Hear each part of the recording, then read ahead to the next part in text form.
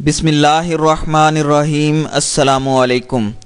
بھارتی عدالت نے معروف اسکالر ڈاکٹر ذاکر نائک کی جائیدادیں ضبط کرنے کا حکم دے دیا ہے۔ عالمی میڈیا کی رپورٹس کے مطابق عدالتی فیصلے میں ڈاکٹر ذاکر نائک کے ممبئی میں 4 فلیٹ اور 1 دکان ضبط کرنے کا حکم دیا گیا ہے۔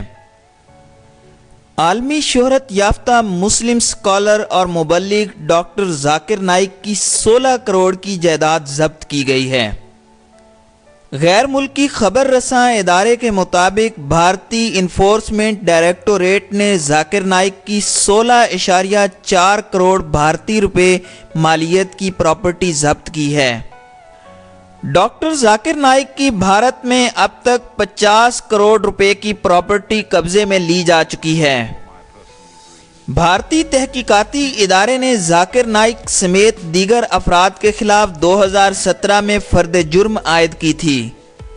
ڈاکٹر ذاکر نائک پر مذہبی جذبات کو ٹھیس پہنچانے کا بھی الزام ہے۔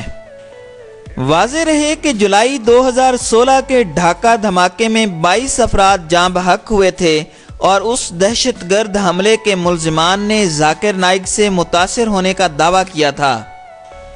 اسی طرح ڈاکٹر ذاکر نائک کی NGO پر نومبر 2016 میں پابندی عائد کی گئی تھی۔ NGO پر غیر قانونی سرگرمیوں میں ملوث ہونے کا الزام لگایا گیا تھا۔ بعد ازاں بھارتی عدالت نے ذاکر نائک پر جون 2017 میں فرد جرم عائد کی تھی۔ اسی طرح جولائی 2017 میں بھارتی حکومت نے معروف اسکالر کے انڈین پاسپورٹ کو منسوخ کرتے ہوئے ملک میں داخلے پر پابندی لگا دی تھی۔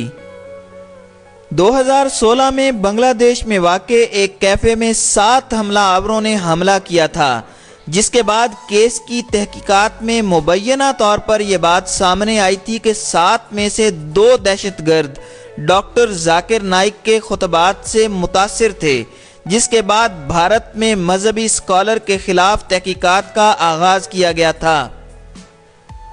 بھارت نے ڈاکٹر ذاکر نائک کے ادارے پر الزامات عائد کیے تھے کہ اسلامک ریسرچ سینٹر سے ہونے والی تقاریر سے شدت پسند پیدا ہو رہے ہیں، جس کے بعد اس ادارے پر 5 سال کی پابندی عائد کرتے ہوئے مبلغ ڈاکٹر ذاکر نائک پر بھی 5 سال کی پابندی عائد کی گئی تھی۔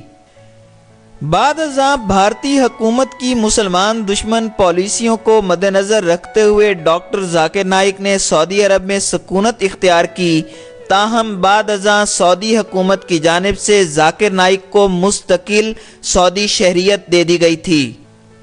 ڈاکٹر ذاکر نائک ان دنوں مستقل رہائشی کے طور پر ملائیشیا میں مقیم ہیں۔